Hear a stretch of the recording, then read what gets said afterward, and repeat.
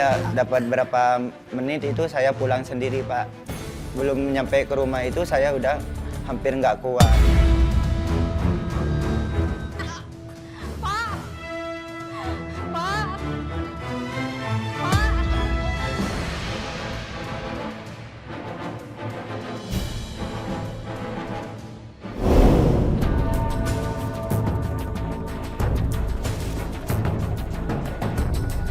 Evakuasi jasad korban kecelakaan di Jalan Raya Kecamatan Mojo Agung, Kabupaten Jombang berlangsung dramatis.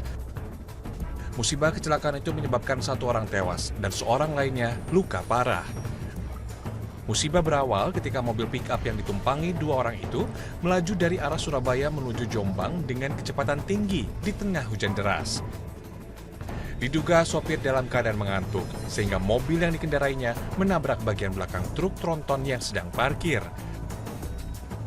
Mobil pick-up pun ringsek, sopir tewas di lokasi kejadian dengan tubuh terjepit badan mobil. Setelah 1 jam, petugas yang melakukan evakuasi berhasil mengeluarkan tubuh korban dari mobil pick-up yang ringsek itu. Sementara, 1 orang korban selamat segera dilarikan ke rumah sakit untuk mendapatkan pertolongan.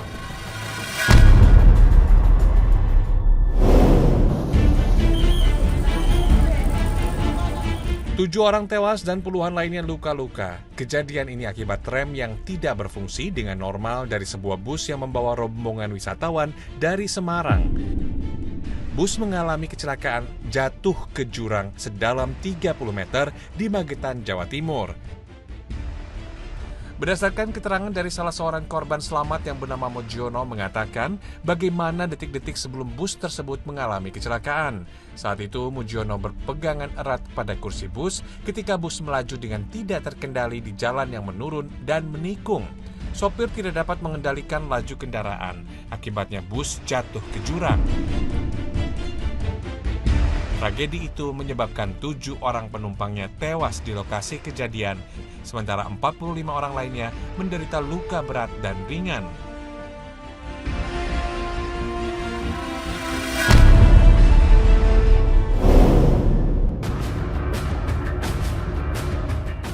Seorang pengendara minibus tak mau keluar dari dalam mobilnya usai menabrak kendaraan roda 4 dan roda 2 di Kebayoran Baru, Jakarta Selatan.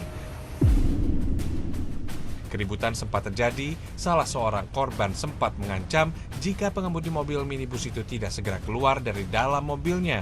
Musibah itu disebabkan oleh pengemudi mobil minibus yang mengantuk. Lagi nunggu lampu merah, tiba-tiba bengong lampu hijau, terus dari belakang mobil. Saya nggak tahu, terus saya turun, saya tanyain, "Bang, kenapa nabrak gitu?" "Maaf mas, saya ngantuk." Terus dia nggak keluar. Dari situ saya gimana ya, kesel bang. Tugas yang datang ke lokasi pun kemudian melerai keributan itu dan kedua belah pihak pun akhirnya sepakat untuk berdamai.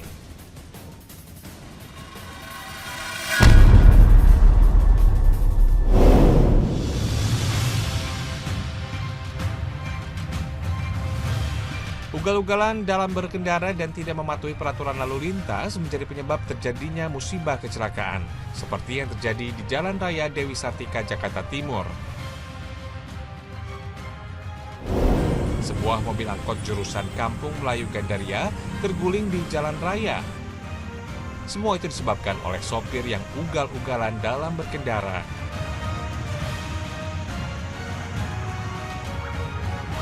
Akibat musibah itu, 6 orang pelajar yang berada di dalam angkot menderita luka ringan dan segera dilarikan ke klinik terdekat.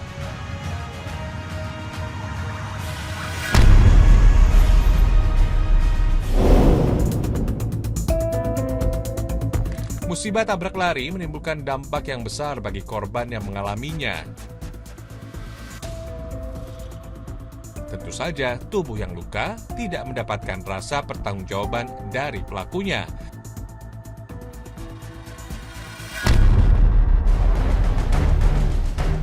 Sobat Penyitas, pada suatu dini hari, seorang pedagang es batu di Kampung Meruyung, Depok, Jawa Barat menjadi korban tabrak lari.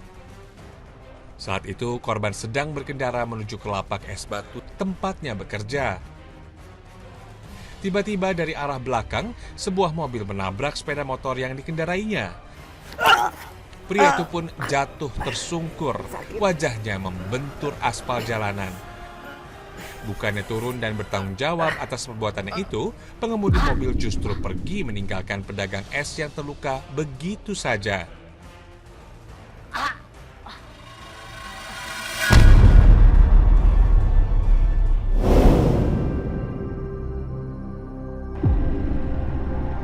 Sobat penyintas, terik matahari siang itu tak membuat Rudi lelah untuk mencari nafkah demi anak istri tercinta. Mengantar es ke pelanggan telah menjadi rutinitas pekerjaannya. Selama 2 tahun, Rudi giat mengantar es ke rumah-rumah makan yang sudah menjadi pelanggannya.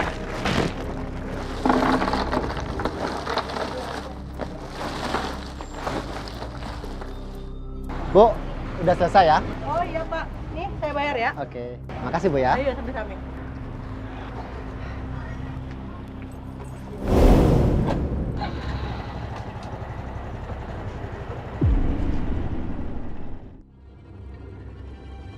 Seperti biasa, sebelum menjelang matahari terbit, Rudi sudah berangkat menuju ke lapak es batu yang terletak tak jauh dari rumahnya. Ketika Rudi menyusuri jalan, tiba-tiba saja sebuah mobil menabrak sepeda motor yang dikendarainya dari arah belakang. Saya langsung itu Pak, tidur. Itu kan saking masih pusing kan. Sedangkan kalau lihat dari lukanya itu orang ngira saya itu udah meninggal.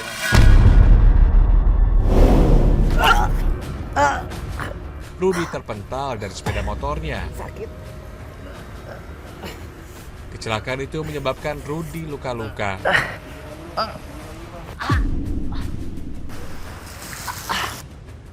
Dengan rasa sakit yang dirasa, ia berusaha untuk bangun, namun mobil yang menabraknya itu malah pergi meninggalkannya. Terus yang nabrak saya itu mobilnya berhenti. Dia nggak punya etikat baik kayak pertolongan pertama dah gitu kan. Bawa ke rumah sakit kayak gitu. Itu nggak ada sama sekali.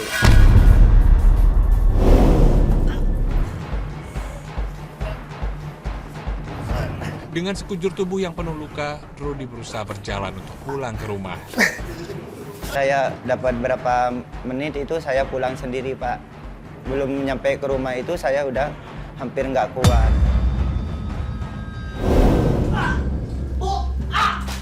Astagfirullahaladzim, Pak. Kenapa, Pak? Sesampai di rumah, istrinya histeris dan panik melihat kondisi suaminya yang pulang dengan penuh luka.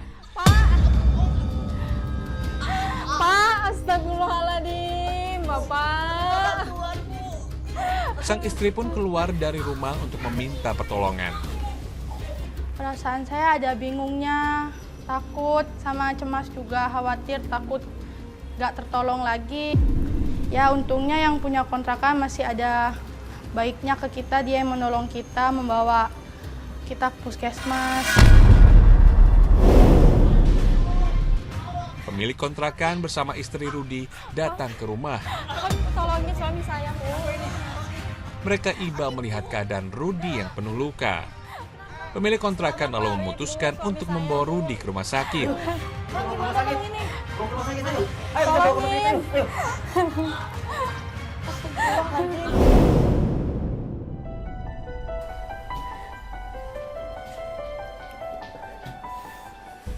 Akibat musibah itu, Rudi tidak bisa lagi menjalani rutinitasnya sebagai pedagang es batu.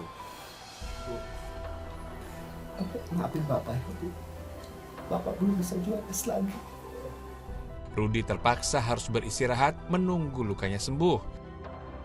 Musibah itu pun berdampak pada perekonomian rumah tangga Rudi. Yang terparah itu yang di leher Mas, ini. Ini sama tangan, ini soalnya jahitannya itu 2. Luar dalam jahitannya itu. Di mata kena juga saya itu.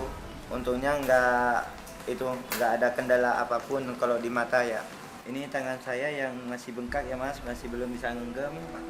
Yang patah ini ya, yang tulangnya yang keluar itu sampai sekarang belum bisa kerja.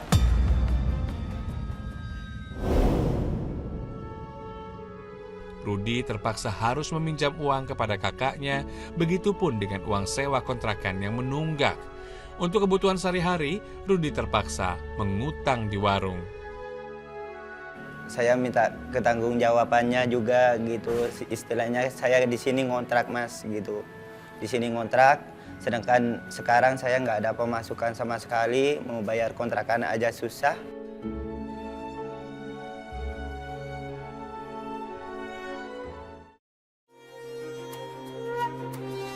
Sobat Penyintas, berhati-hatilah jika berkendara di malam hari. Pastikan semua lampu dalam keadaan baik. Bila tubuh terasa lelah dan mengantuk, ada baiknya untuk membatalkan perjalanan. Hindari memacu kendaraan dalam kecepatan tinggi. Selain membahayakan diri sendiri, juga dapat membahayakan pengguna jalan lainnya. Biar lambat, asal selamat, sebab keluarga tercinta menunggu di rumah.